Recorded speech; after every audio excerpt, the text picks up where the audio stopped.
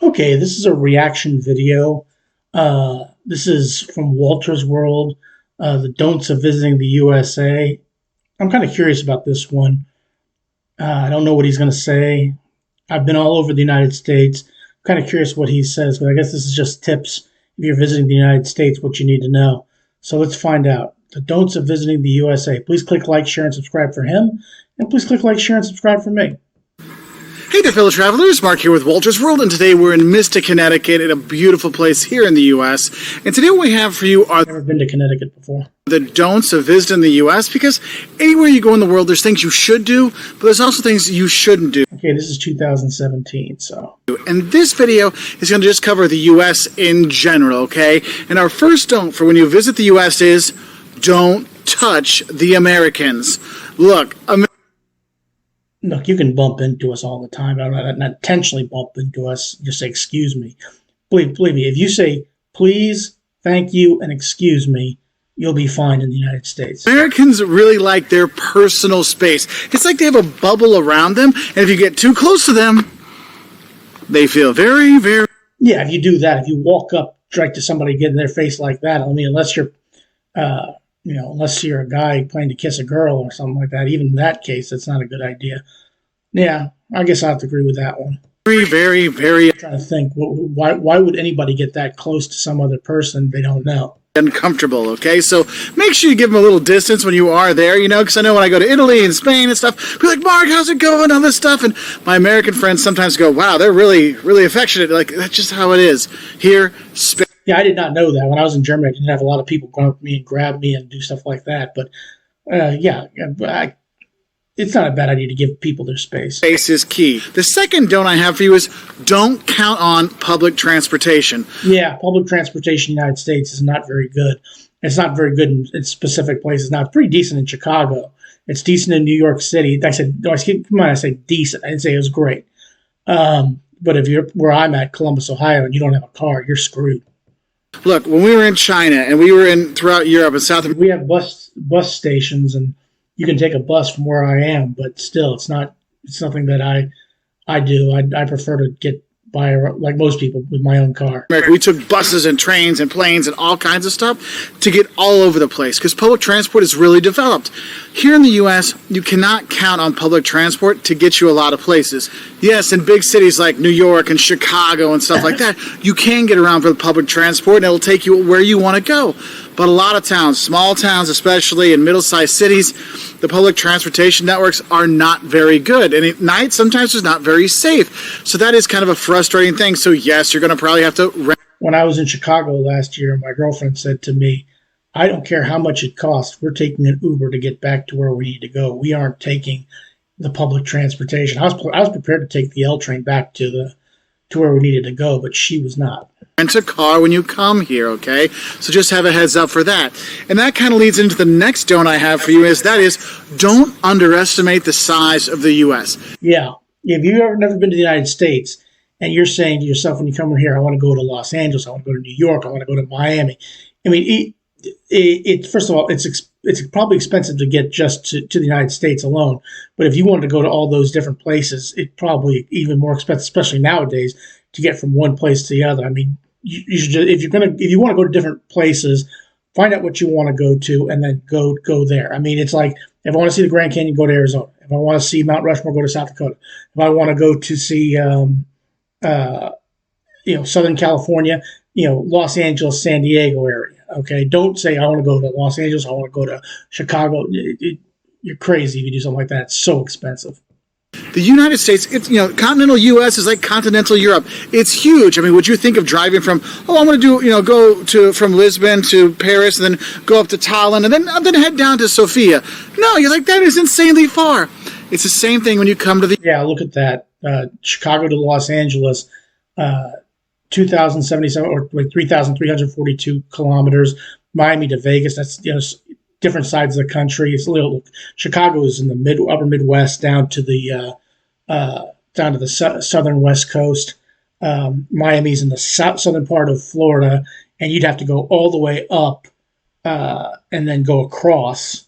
And New York to Orlando is just straight shots down the south, but still, look at that.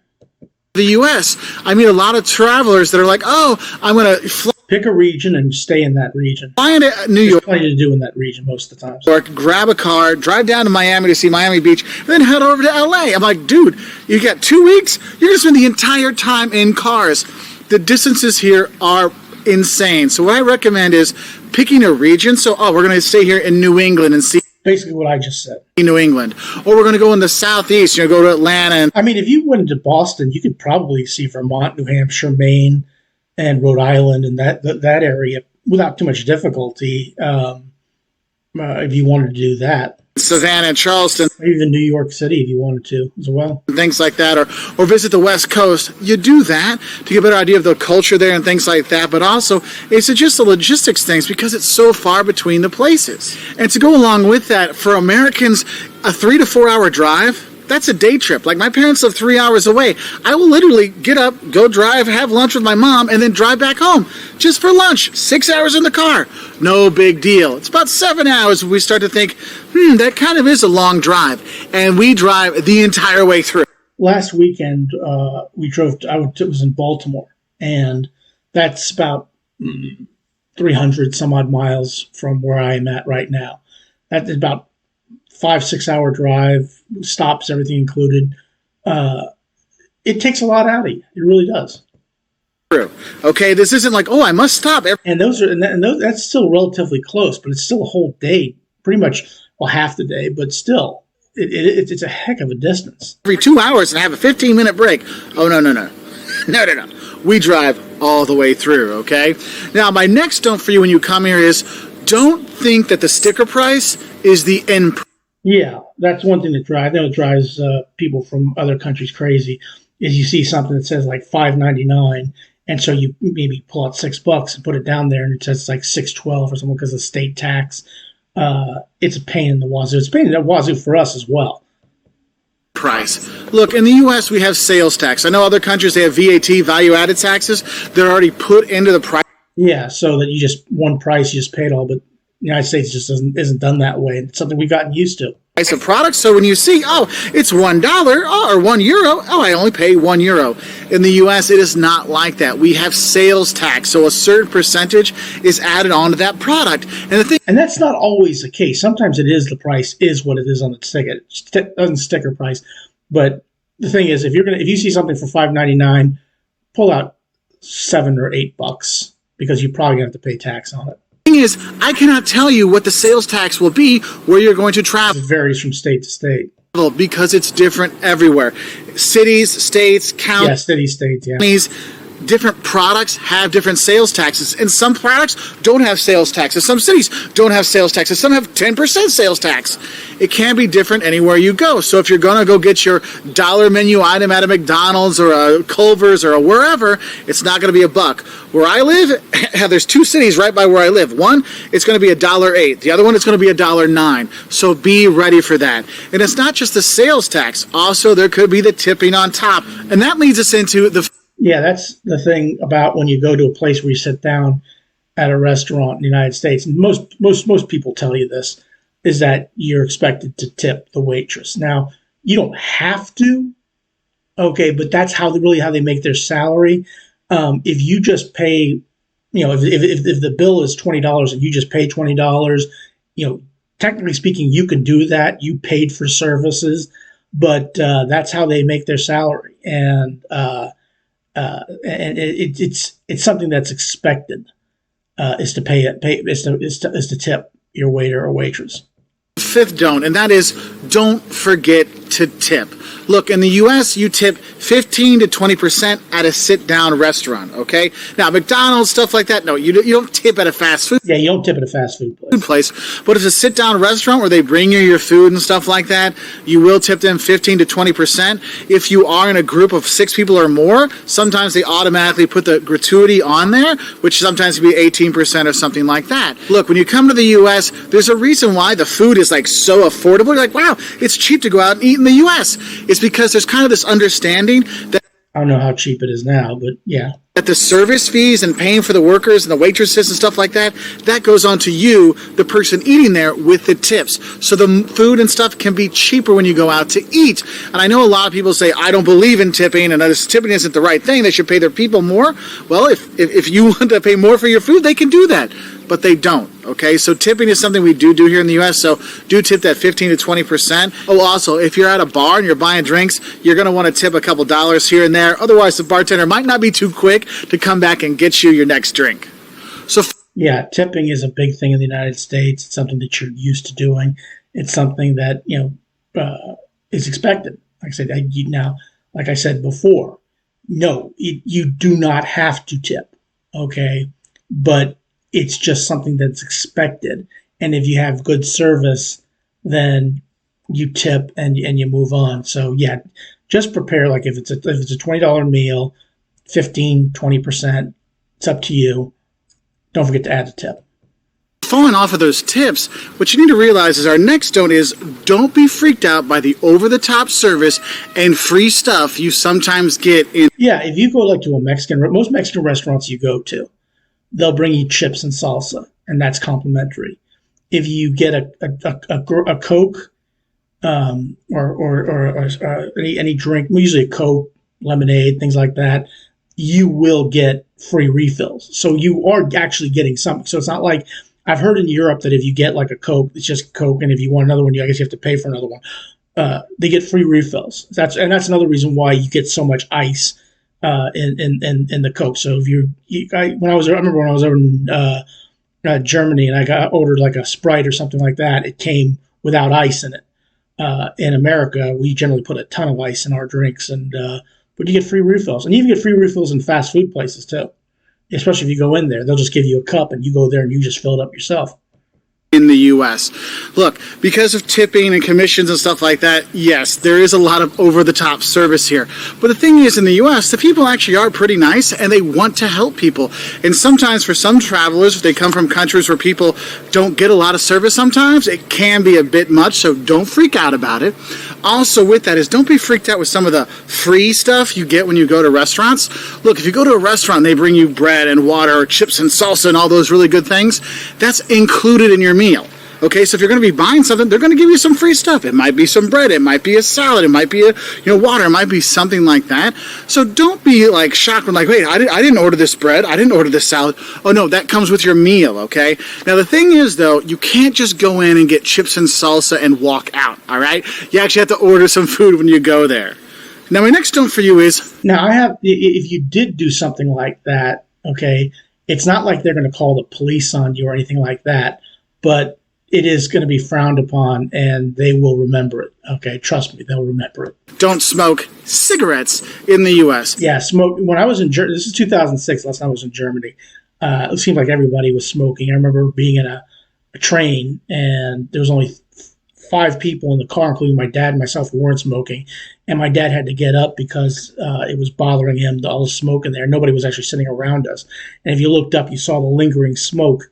I don't know if it's the same in Germany as it is now, but yeah, in America, they've kind of outlawed smoking in a lot of places. It's really frowned upon. In fact, cigarettes cost an incredible price in the United States.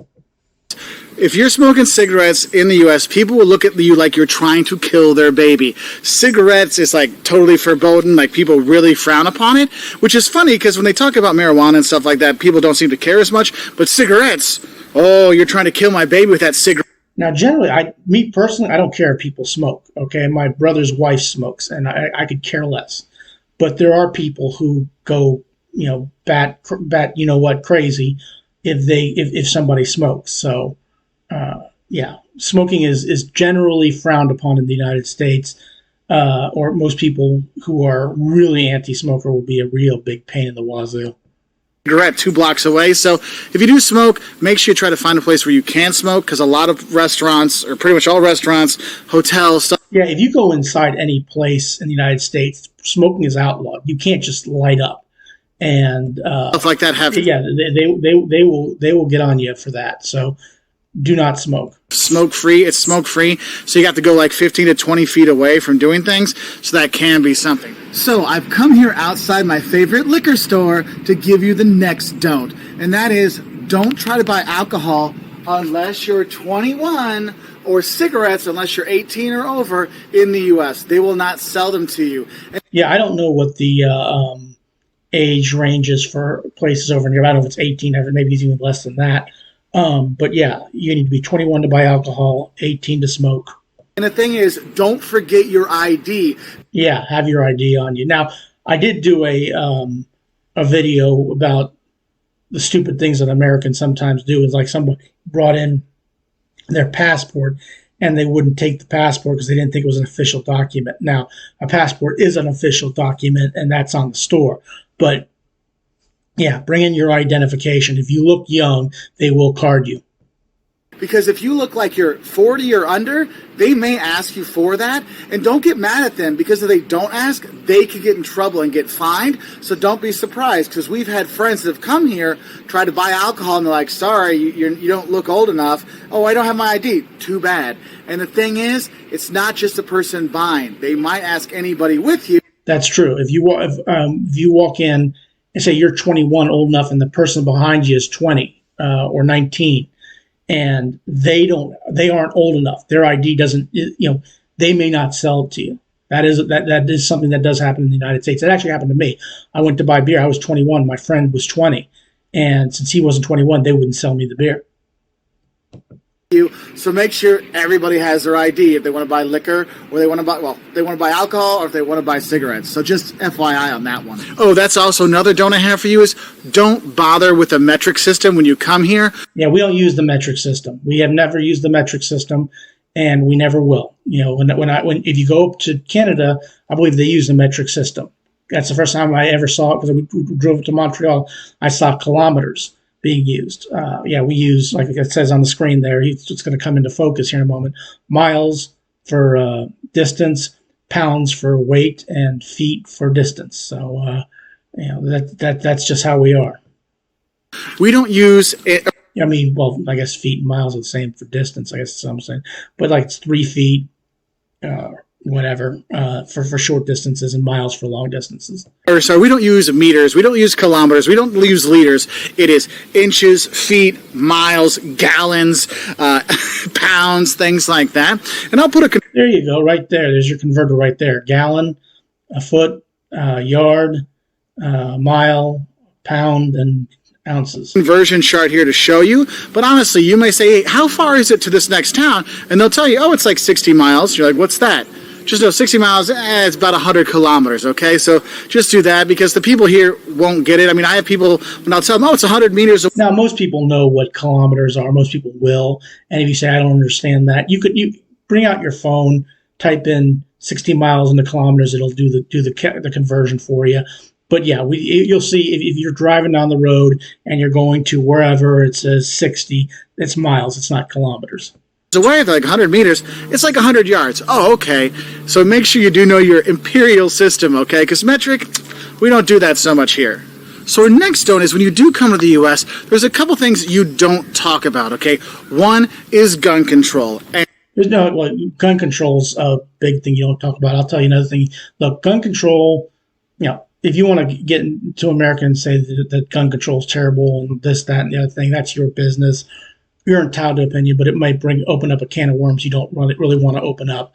Don't talk politics. Don't talk religion. Avoid those things. Say, I think the one thing that's wrong with America is that, you're entitled to your opinion, but sometimes it's best to avoid a disagreement to keep that opinion to yourself. Okay. Now, if you want to know what my opinion is, all you got to do is ask me. Okay. I'll tell you what I think about certain things. Okay. You may not like it. You may not agree with it, but that's who I am. Okay. But do not talk about gun. Well, look, nowadays, you have people talking about gun control because of what happened in Texas on Tuesday. But and if you don't know what I'm talking about, just type in on the news and you'll see what I'm talking about. But he is right. This is 5 years ago, by the way. And two is politics, because no matter where you are, you will get people on either side of the spectrum, and they will have an argument with you. Especially if you disagree with them. Okay, now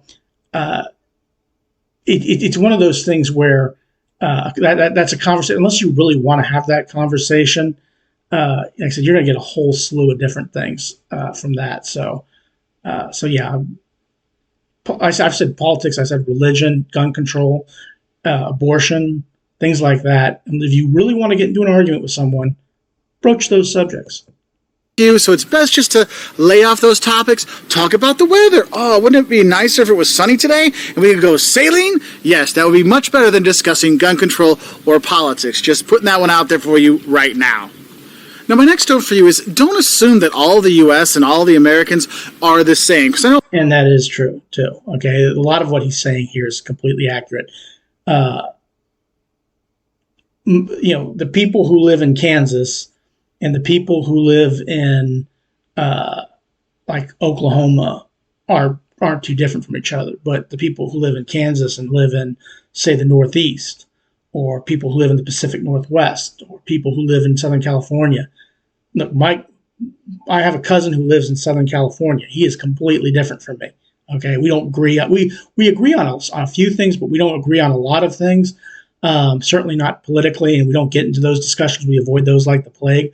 But yeah, don't assume that everybody's the same and has the same opinion or thinks the same way. In fact, that's probably a truth regardless. Okay, don't assume that everybody thinks the same way you do. I know a lot of people say, oh, you're a typical American. Well, it's like saying you're a typical European. Look, the U.S. has all kinds of different cultures, all kinds of different people, all kinds of different topography and scenery and stuff like that. And when you come here, don't assume it's all the same. You will see regional differences in cuisines and how people treat each other and how everything looks, all kinds of stuff. So It'll also be different in what they say things. And if you've ever seen Lost in the Pond, Lawrence, he'll tell you what they call Coke in the South. They call it just Coke. Whether it's Pepsi, they just call it Coke. On the East Coast, it's a soda. Up here in the Midwest, it's called pop. There's just so many different things that go on. U.S. breaks down regions. There's no such thing really as a typical American, because you may say, "Oh, you're a typical American," like he said, and there may be people who agree 100% with what they think in Europe, or what they think in Africa, or what they think in Asia. So don't just think there's just one kind of American. They're all fat, slobby guys with ponytails. No, there's actually a lot of skinny people in America too, not just fat guys like me and my buddy Jeff. There are those. So don't assume it's all the same, all right? So do go out and explore. And that's why I always say is if you're going to come to the U.S., go and explore different regions, because you'll get a really different feel. Because going to the Southeast and seeing the plantation homes and going to see the southern towns down there versus going to the Northwest and Seattle and Portland, or going to San Francisco, or going to the Midwest with Chicago and Milwaukee, you're going to have a very different feel, which is really a cool thing to do. And you start to understand is, wow, the U.S. does have a lot of different cultures within it, a lot of different feelings when you go around here. And following on with that, I guess I would say another don't assume there's no culture in the U.S. Yeah, there is culture in the United States. There's a lot of culture in the United States. It's just different. Okay, keep in mind, we're a melting pot. A lot of different Europeans back in the day came and settled here, and people have been coming here ever since. And people are still coming from the south of the border, coming from north of the border, coming from Asia, coming from Europe, coming from Africa. There's just and a lot of that is just mixed in. That's why I call it the melting pot. So yeah, there's a lot of different culture in the United States. Because there are a lot of cultural centers out there. If you go down to New Orleans, you see a very rich culture there. You go to New York or Boston. Here in New England, you have a very distinct culture. Yeah, if you're in the Northeast, like in Boston, Boston's nothing like New Orleans, or really nothing like Los Angeles. And same, Chicago is its own different feel to it. Where I live, Columbus, Ohio, has its own different feel to it. It's just there's just a bunch of different cultures, and they all, for the most part, get along with each other and have formed a country. In the Midwest with Chicago, Milwaukee, you go to the West Coast. I mean, there's a lot of different culture here. Historic culture with the Native Americans, or more recent culture here. I mean, you have all that here you can really take in. And saying there's no culture in the U.S., it's not really true, because there are all these different cultural centers with great museums like the Art Institute of Chicago, or the Met in New York, the Getty in LA. There's all kinds of stuff you can see and do when you are here. For a cultural trip, it's not just seeing beautiful landscapes and seascapes like we are here in Connecticut. There's a lot more to it than that. Now, my next don't for you is one that I kind of get a lot of questions about. We actually have a video on this, and then that is, don't think that how are you or how's it going is actually a question. Look, when we Yeah, I have to say, if you go, hello, how are you? You don't have to answer that question. It's just something that Americans talk to each other, like "What up?" Things like that. That's just something way we talk to each other, and it doesn't mean you have to answer it. say how's it going, how are you, these kind of things in the US, it's not a question, it's a statement. It's like saying hi. Okay, just take it as a hi, because a lot of people say this. Everyone asks me how I'm doing. When I try to tell them how I'm feeling, they're like, well, I was just saying how are you.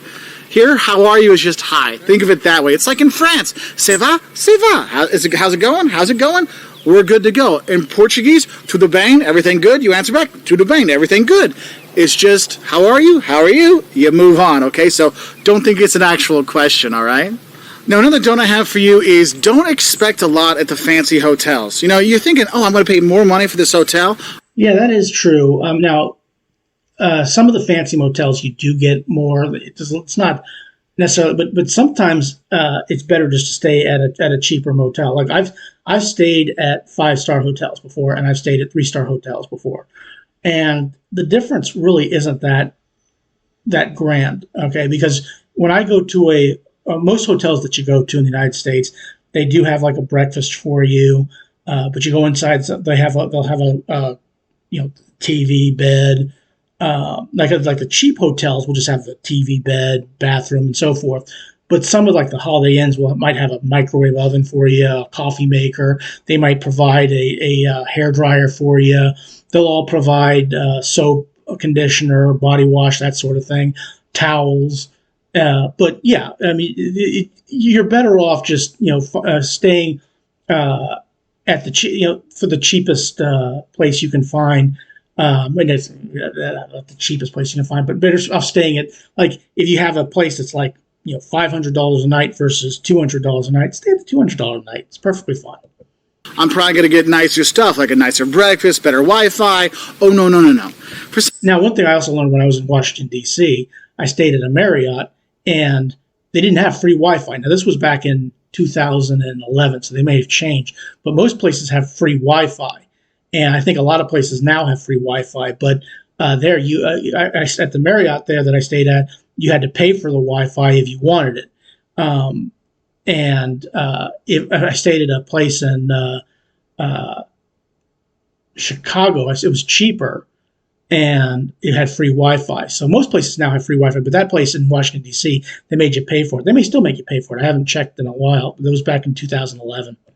For some reason in the U.S., it seems like the nicer the hotel, the more you have to pay for the things you think would be free, like Wi-Fi and breakfast. So don't feel like you have to stay at the fancy hotels, because honestly, if you're going to be going out and exploring, you just need a couple beds, right?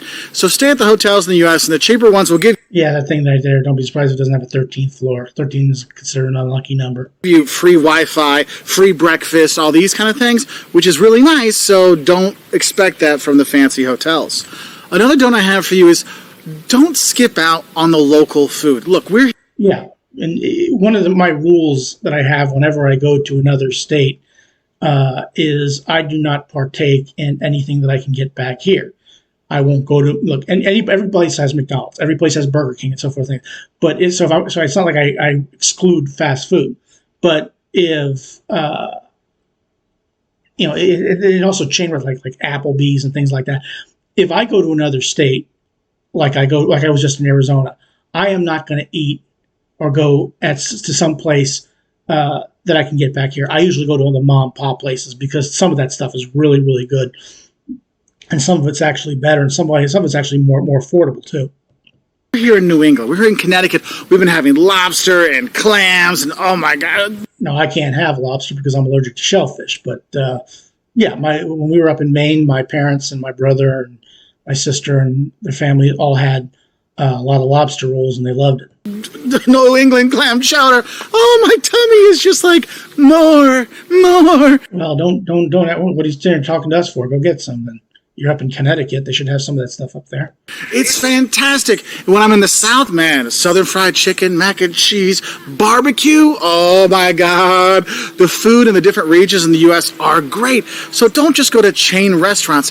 When you go to your hotel, ask them, hey, what's some local restaurant? Yeah, that's another thing. When you go to the hotels, and this is something that I've gotten into the habit of doing, is if I'm going to look for a place to eat there, I'm going to talk to them. What's a good place to go? What do you recommend? And a lot of places have some good places, some of their favorite places. You know, if you want Mexican, you got this. If you want Italian, you want this. If you want a burger joint like this or pizza like this.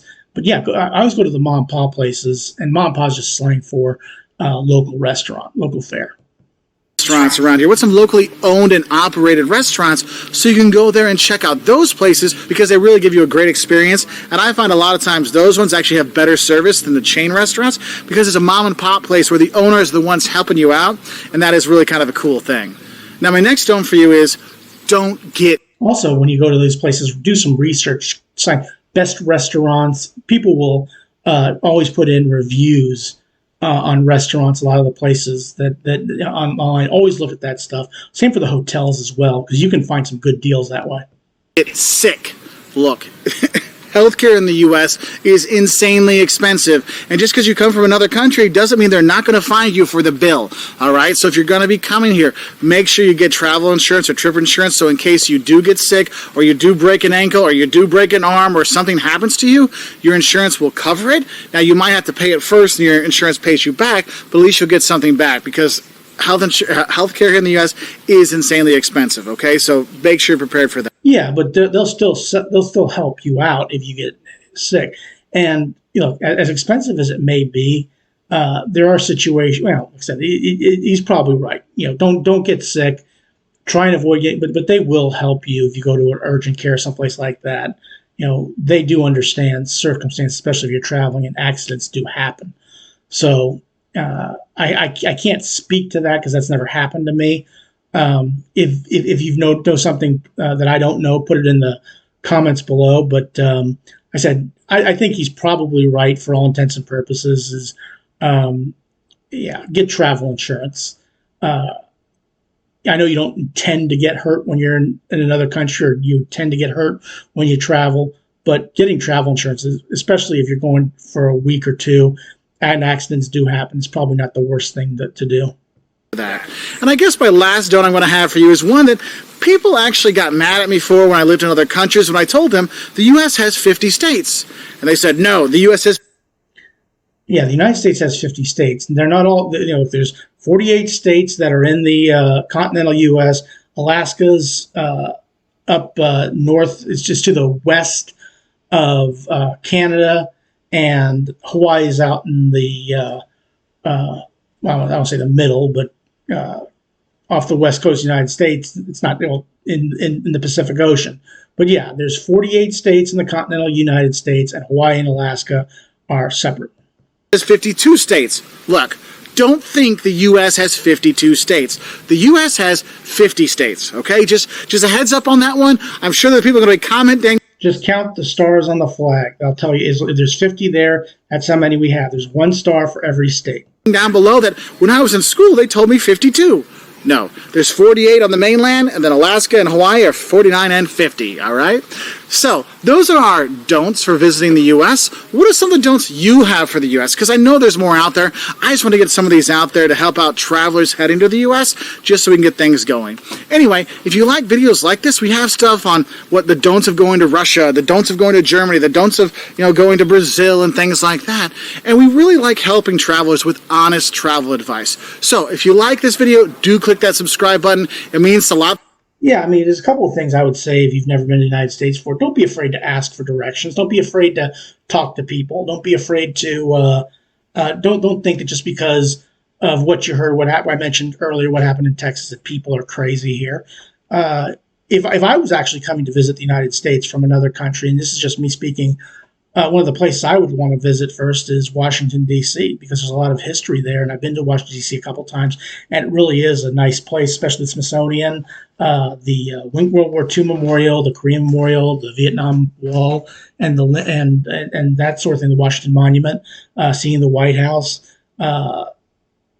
New York City is a nice, going to see Times Square. Maybe some places that you might not, think about. Atlanta, Georgia, I heard is a very nice place to go to. They have a wonderful aquarium there. Don't just think it's New York, Chicago, Los Angeles. Houston's a huge city to explore. Seattle. I've been to Seattle 4 times. Love Seattle.